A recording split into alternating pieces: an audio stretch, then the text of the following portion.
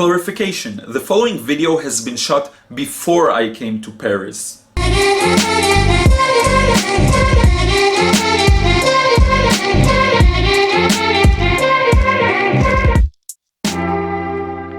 What's up friends, Liron here. Thank you for joining me in another video. One of the things I like to do the most is to choose a very simple landscape or view and try to sketch it really quickly, really without worrying too much about the result. I'm putting in a relatively simple drawing with pencil, and then I'm just coming over and painting it, trying to get it done in 1 or 2 layers maximum. This is really good when you're outside and you're trying to quickly capture the view you're seeing, and later on you can just take a picture and develop it when you're in a more comfortable environment. But today I just wanted to show you how I approach this. This one is relatively long. I did take a bit more time with it, but still very quick, very loose. So I hope you enjoy it.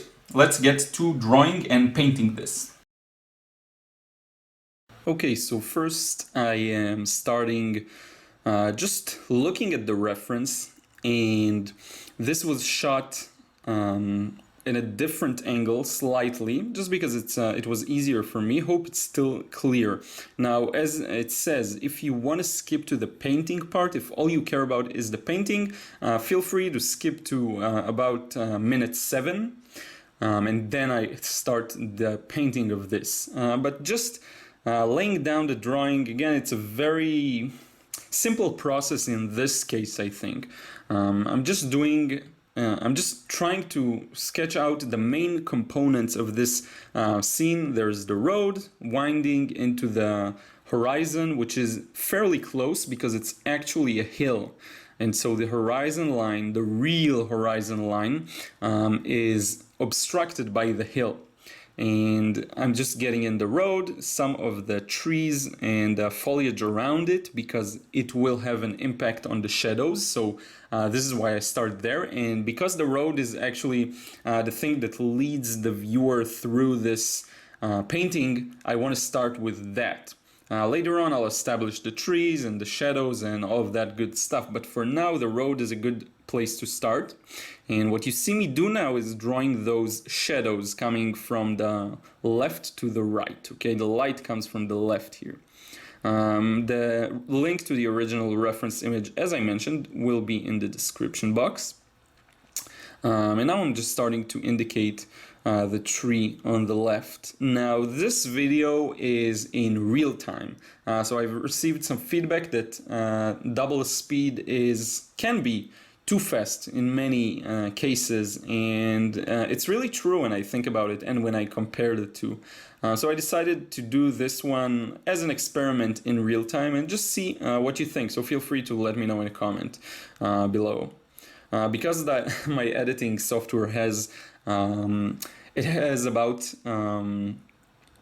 twice the double speed, then it has 3, 4, 5, and 10. So because it has 2 as the lowest, I sort of bought into that story that 2 is still pretty slow, but it isn't, I guess. So now just getting the main branches. I actually just escaped the rain. If some of you are following me on Instagram and Snapchat, you would have seen the post. Just a super heavy rain just started outside, and I knew it because about a week and a half ago I was outside running actually, and then the rain just came out of nowhere. It was sunny and then bam, rain. So I just escaped it and I got soaking wet. So this time my instincts were quicker. As soon as I heard that lightning, I looked back and I saw like huge clouds, and I just immediately packed everything and ran inside, and there's a sketch I actually need to continue now. So anyway, got those, sorry, lost my voice a bit. Got those poles to the sides of the road.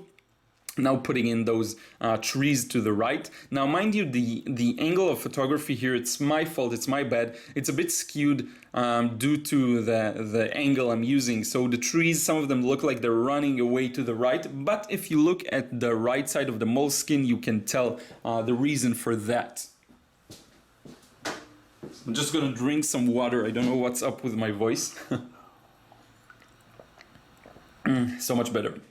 So got the road, got the trees, got those poles or sticks coming out of the ground. They will be a major part of helping guide the viewer inside into the image. Actually, in the reference photo, they were sort of dark, and in the painting, as you will see in a few minutes, I chose to leave some of them as a highlight, as a paper white, just to make them more prominent in the picture, more significant to the composition. So now, maybe up until this point, it was a bit hard to see what I'm doing. Now I'm going back and making these lines a bit harder. Now, the reason I do this, first, it's great for you because you can see the lines, but also just to make sure that my first washes don't just delete, sort of erase and wash out the pencil, because watercolor tend to do that from time to time if you go in too heavy with the water and your pencil lines are weak. Okay, so just wanted to make sure that I'll be able to see them once I'm done with the first few washes. So I'm just going back again. And just to make it clearer for myself, you know. And as I said, the road here is the main sort of, I don't know if it's the center of attention necessarily, but it does help guide the viewer, and so the composition here is pretty important. I tried avoiding placing it on the center, on the dead center. It's sort of moved it a bit to the left, I think. Not too much though. I probably could have arranged a better perspective, or better composition, sorry, but the thing is I still wanted to keep the whole tree on the left thing going on. So I wanted to make sure that, yes, just wanted to make sure that the tree has enough space on the left. Sometimes these kinds of scenes can be a bit confusing with all the trees going on, so what I suggest is to just try to simplify as much as possible while still maintaining enough details to paint it. So there are a few main branches that I got in. And I didn't necessarily have to draw all those small branches because that's going to be done in Paint directly. By the way, I'm recording this audio with my camera this time, not with my phone, because it's just a better quality. I hope the audio comes through well because I'm actually behind the camera, and so not in front of it. So I hope it'll sound good. On second thought, I should have probably recorded with my phone simultaneously just as a backup. Anyway, initial wash. Now putting in the blue, trying to vary it a bit. So I'm just placing a bit blue, then coming back and adding a bit of a darker blue. I didn't have any strategy in terms of the sky here. I just wanted to keep them as interesting as possible, but with the fewest amount of details possible, because there are quite a few details in the scene itself. And if you look at the reference, the sky is actually almost white. I could have left it white, but I find that to be a bit boring sometimes. And so I decided to put like a very thin layer of the French ultramarine here. I could have probably neutralized it a bit just with a bit of red, but I didn't. Now I'm painting a bit carefully around the trees because I want to keep highlights on their left side. Okay, if you look at the reference, if you examine it more closely, you will see that there are strong highlights on the left side of the trees where light comes from, as opposed to the tree on the left, which is more in the front, more close to us, that's more dark, like all across the tree. The trees on the right actually are exposed to the light. The tree on the left is just hidden. So now I'm mixing some sap green with, I'm just trying to vary it. So I added a bit of, I believe it was lemon yellow or new gamboge, something like this. I'm just trying to get the color I want. So it's a bit of a yellowy green.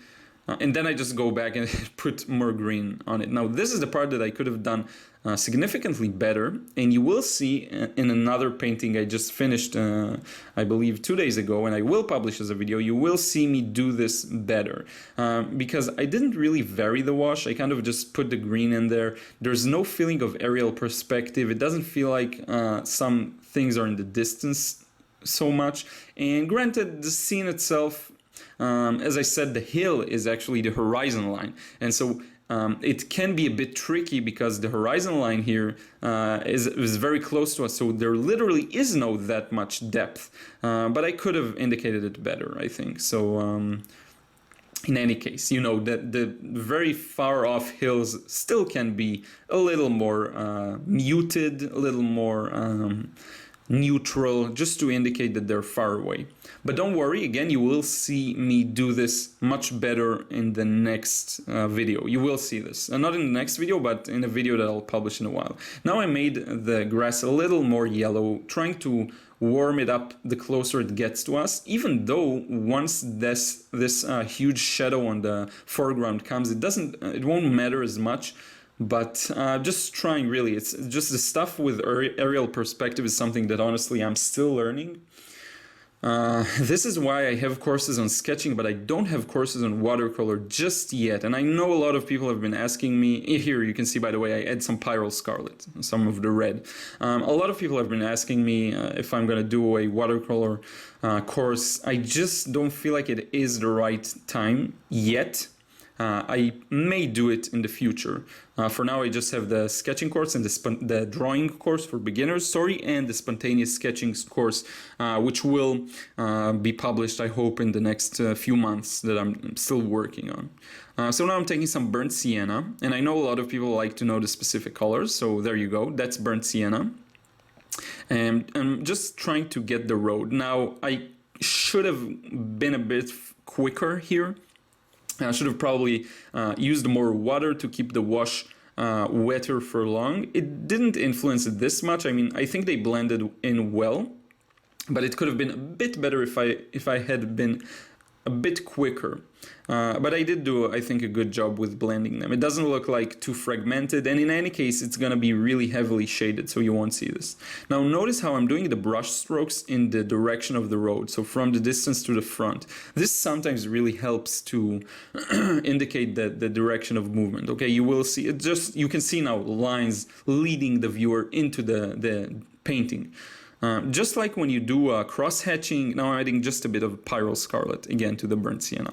Just like in the sketching, you want to sometimes do the cross-hatching in a direction that is sort of compatible with the object you are shading. Exactly the same in this case. You want to use that direction of movement just to indicate from up close into the distance, okay?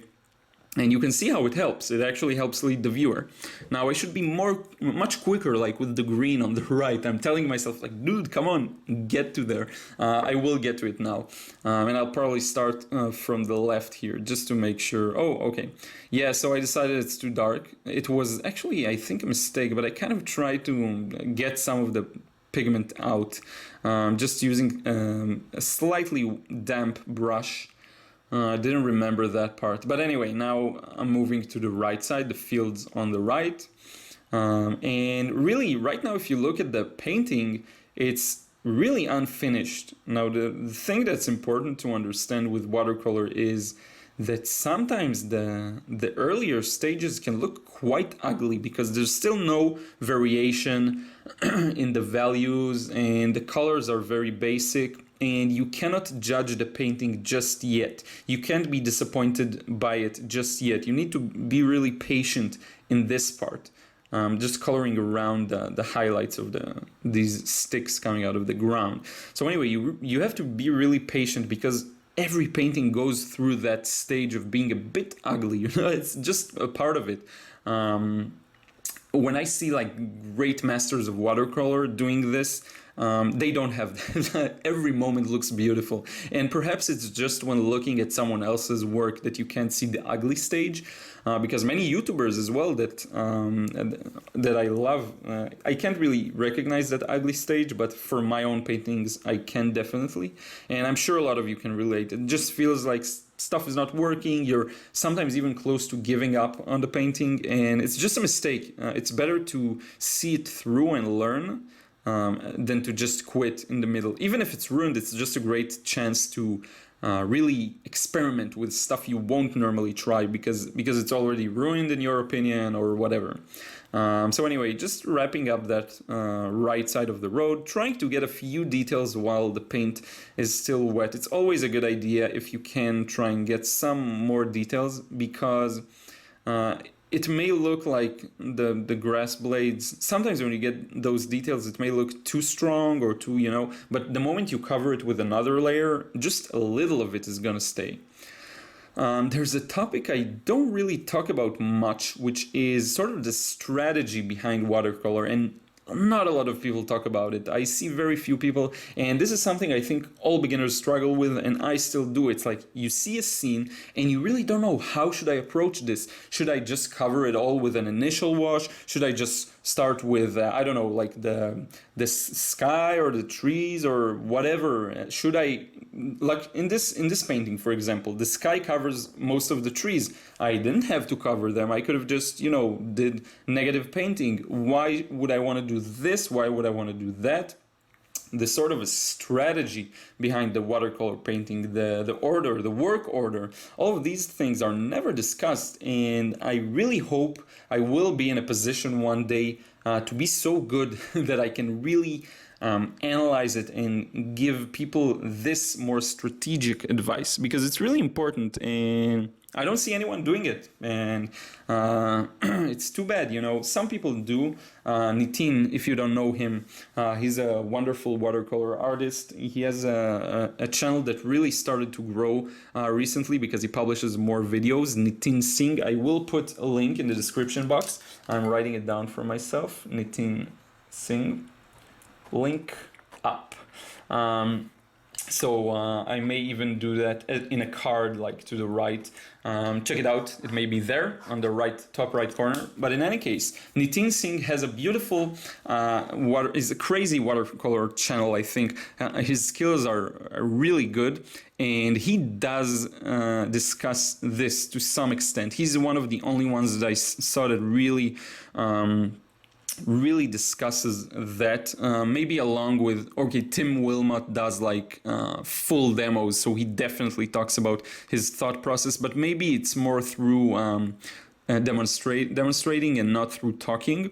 Patrick Lee Greaves, I think that's how you pronounce it, just has also a few lovely demos that he really goes into the details of how to approach it, but it's very rare to see. It's just maybe these three that I saw that discuss it, 3 or 2, I don't remember how many I mentioned. In any case, so I hope I will be in the position to analyze it. Now I'm using a bit of sepia, by the way. I hope I will be in the position to analyze it. Now I've stopped commenting on what I'm doing, so let's narrate it. It's called the narrated version.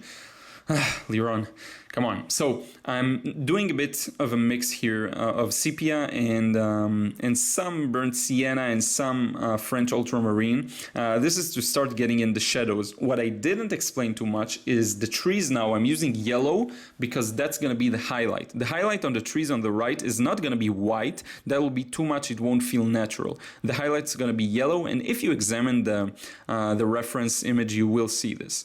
Now I'm using this sort of a dead muted brown to paint this tree on the left. It's very close to us, very in the foreground. It's going to be darker than what you see now. This wash is going to end up being even lighter than it looks now, because watercolor usually dry much lighter. So it's going to be even lighter than that, and even if it would dry just like you see it right now, it's still too light. If you look at the reference, it's very light. You need it to be darker. So yeah, just adding a bit more dark now, because the shaded part is on the right, and just to create some interest, starting to add a bit of a darker value to the right side of the tree. And really, you don't color inside the branches, you just draw them with the brush technique, which is something I really lack right now, this ability. I'll be struggling to draw these branches, as you can see. It's interesting to see this painting because I finished it, I did it like, I don't know, maybe almost a month ago, and just now I got to publishing it as a video, and I really see how much I grow, because the growth, if you persistently work at it, the growth is becoming so fast, and you look at stuff you did like 2 weeks ago and it's just like, whoa, I improved since then. So this is what I feel right now, and it only comes with, again, consistent doing. You actually have to paint probably every day. dare I say. Of course, you don't have to. You can really decide what's working for you, and everyone has different circumstances. But I think if the goal is to become really good and really as good as you can, and sort of really apply yourself and reach your full potential, I think it's like every day, maybe 6 days a week. Like sounds like the minimum for me. I'm not painting every day. I'm painting almost every day because some days I focus more on sketching, but I would like to paint every day. By the way, this is why I created the course, and I will talk about it in a separate video because the course allows me to actually have a product that I sell.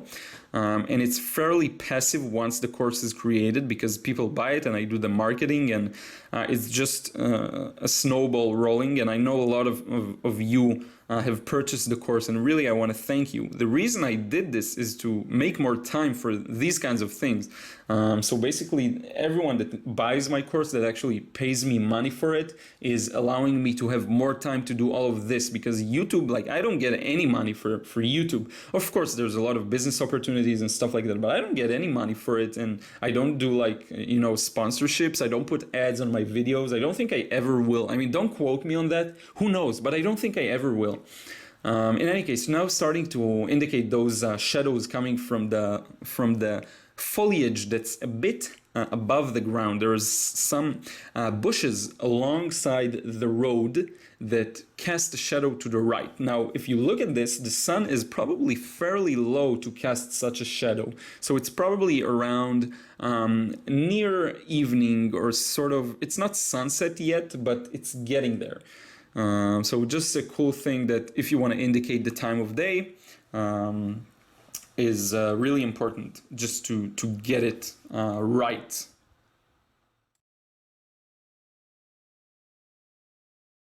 So now I'm starting to add some details that will again allow you to feel sort of the movement inside. I could have done it, I guess, using more of a wet and wet approach. Earlier on, maybe I should have used a darker value, but I think it's okay. And in the overall result, you will see how it works, I think, pretty well. So now we're mixing again some more sepia and French ultramarine. I struggled a bit to get the really dark value here.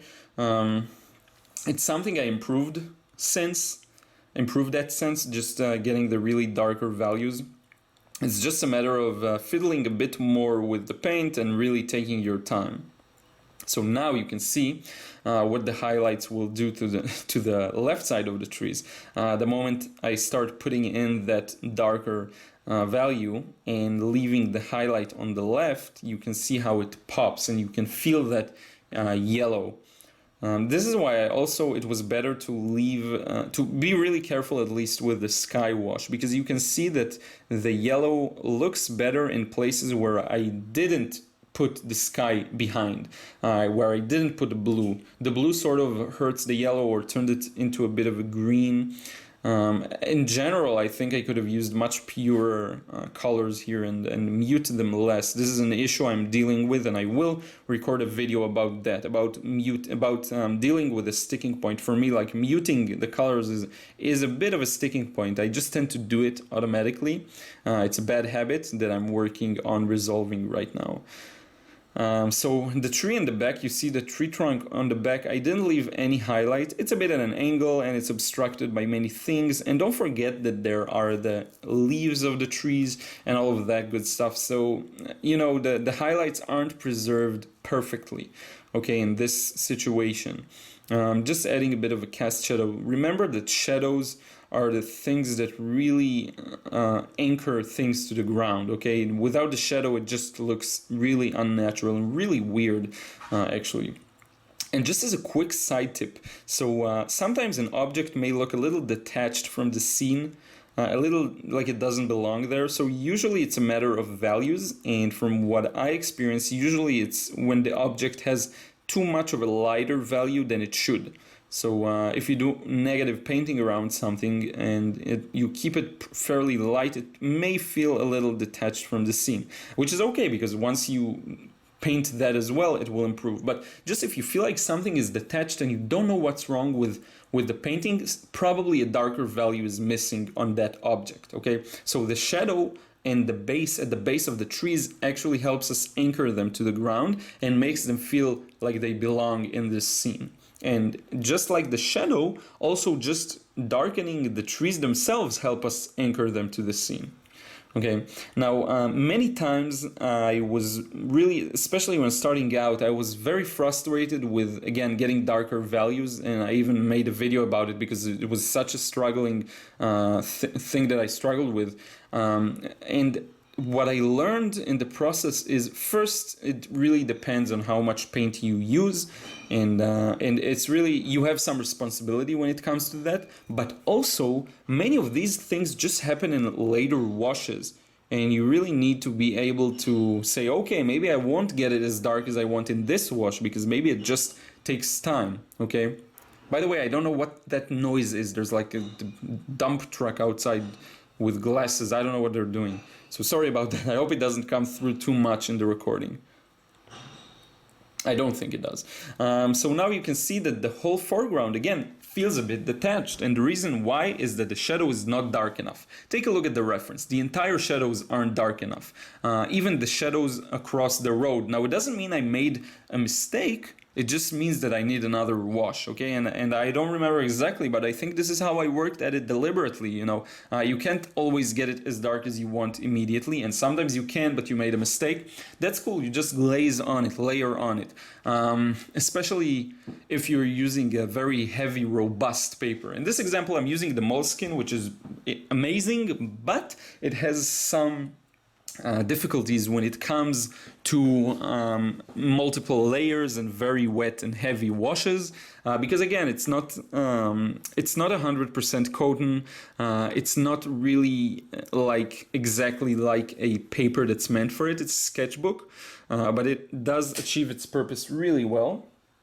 But it does have some issues again. If you want to paint on it just like you would using a really heavy paper, it just doesn't work the same way. By the way, because this video is in real time, you actually see the entire process, and it makes the video very long. So it's about 38 minutes long, maybe almost 40. Let me know if that's okay, because I know a lot of people just asked for longer videos, so it makes sense. But just let me know if it's not too long for you. I could have maybe, I don't know. All I have is real time and double speed, so that's the only two options. The poles coming out of the ground, notice how adding a shadow to them to the right, a cast shadow on the grass, really helps, again, anchor them and make them feel like they're there. The next step would be to actually add a shadow to the right side. Not a cast shadow, but a shadow on those poles. And you will see how it will improve it significantly. Okay, now I'm taking my rigger brush to get some of the branches, because there's many small branches, and you can't get them with my the brush. The previous brush was silver black velvet, and it was size 8. I usually use the 12 and 8, and you can't get that same, you know, branchy look without a very thin brush like the one I'm gonna use now. I'm definitely not a master of branches. I don't know why. When I see other people do it, it looks so good, and sometimes I feel like my branches really suck. I don't know exactly why. Maybe I should just take my time a bit more with them. Maybe I should just practice this in a more focused manner. I don't know. But anyway, it's definitely improved since this painting, so that's a good point. I feel like I've done a lot of landscapes lately, and I kind of want to go back to more urban settings in terms of painting. Not like spontaneous sketches are usually city landscapes, but for paintings, I just feel like, yeah. The rigger brush has a really low capacity, so you have to load it up all the way to the base of the fibers to really get enough to use it. And also I noticed, it definitely makes sense, if your color mix is too thick, meaning you use mostly a pigment and there's not enough water, it won't flow out properly, and it's really hard.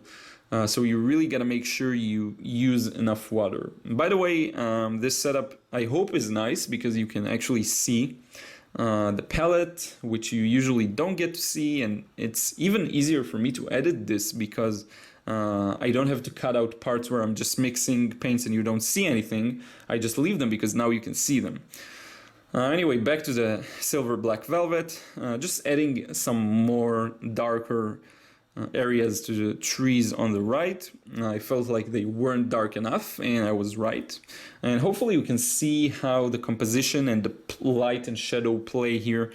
I think capturing light and shadow really is like the essence of watercolor painting, and probably of all the rest of the mediums, also oils, also acrylics, especially if you go for a realistic look, or a sort of semi-realistic or impressionistic realistic, and I think this is actually what's working really well here. The color selection could definitely be better. The aerial perspective, as I mentioned in the beginning of the video, could have been better, but what really works here is, I think, the light and shadow. And you will notice how actually if you have an accurate painting and the values are accurate as well, the result's going to be good. Now your colors may be horrible. These aren't horrible, I think, but just giving an example, your colors may be horrible and your brush strokes may be not so good, which is the case in this one, I think. But as long as the drawing's accurate and the values are accurate, it's going to turn out looking good. And this is something that I just thought about now, but I think the base for this understanding came from watching Stan Miller's videos, which I will also link in the description box below and maybe in a card as well. I'm writing it for myself, Stan Miller. So he also talks about it, like get the values right, get the drawing right, and it will look good. Because these are the main things that we use to assess what we see. The colors are secondary, actually, which is pretty funny because a lot of beginners sort of struggle with color selection, and they feel like they don't know which colors they should buy and all of that. And really, the color is so secondary. If you get the values right, the eye will sort of complete the values and will know what colored a tree should be, you know. And you can see this in this painting, in this very painting. It's a good example of that. I don't like the color selection. I feel like it's just tons of green, a bit of brown, and the blue of the sky, and I don't feel like the blue works together here as much as I would want it to. I don't really like many parts of this painting in terms of the color selection, but the values are good and the drawing is fairly accurate. I don't know who it is that said this, but I heard it from someone that, I mean, I know who I heard it from. I just don't remember the source he heard it from. I heard that, you know, they say that it's really hard to ruin a good drawing with a bad painting. Because if the drawing is right, the painting won't entirely ruin it. I think that's partially true because if you really mess up the values, a good painting won't do much, but a good painting is the base. Now I'm doing a really good thing now, shading as I said, the poles that are sticking out of the ground, just using the rigger brush because they are very thin. So I'm just darkening the right side, which will give them some contrast again with the ground and make you feel like they're actually there, along with the highlight I left earlier. And notice how just one big highlight is enough for you to be able to read the rest of the poles. So you basically, on the right side, only one pole is highlighted, only one stick, I don't know how to call it, only one stick is highlighted, but you can kind of guess that the rest are these sticks as well. On the left, 3 of them are highlighted, but they're sort of, the highlights weren't that good. The negative painting I did there wasn't that good, but this shadow gives it more structure, which is good because it just saved it. Now, I do have some small part of this of this painting to finish, which is there's a big bush on the left, and I'm just gonna put it in now, and it's gonna make the shadow a little stronger, I think. So I do believe I'll go back and add just another layer. Something that I should have definitely done here, I'm not sure if I hadn't done it or if I have done it or not, but make this bush come above the horizon line just to give it some contrast with the sky and to make it just feel better. It's a better choice compositionally, I think, in this instance. And for now, I didn't do it, and I don't think I will do it. So yeah, just one thing that I could very easily actually improve.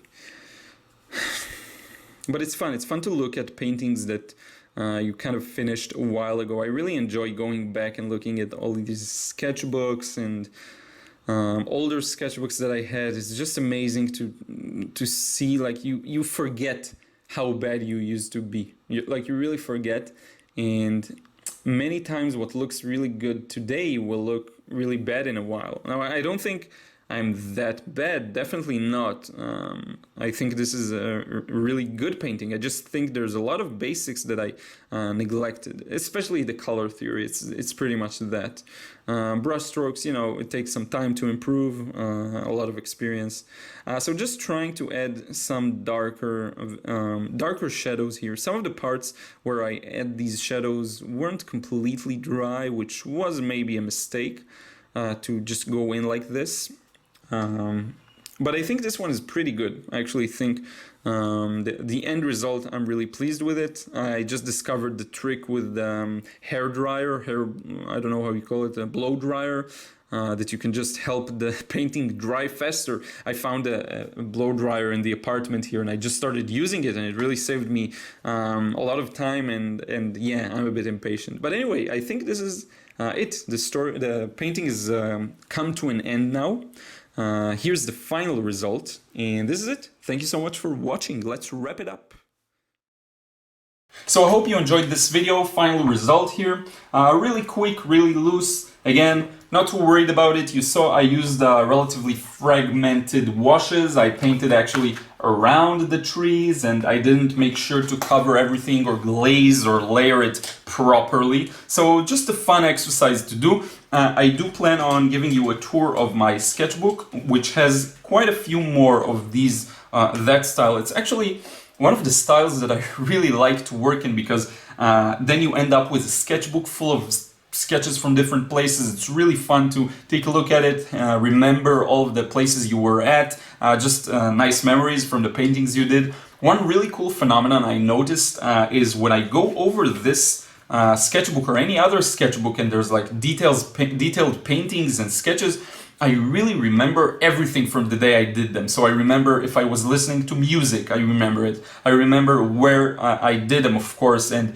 the sounds and the atmosphere and the mood I was at, and important things that happened that day or the day before or in that time frame. So it's just really cool to have this sketchbook you can flip through and just remember all of the memories and all of the cool stuff. So anyway, this is it. I hope you enjoyed this video, and I hope you learned about this approach, and maybe this is something you'd like to try as well. Don't forget to follow me on Snapchat, Instagram, and here on YouTube for more cool daily videos, and I will see you tomorrow.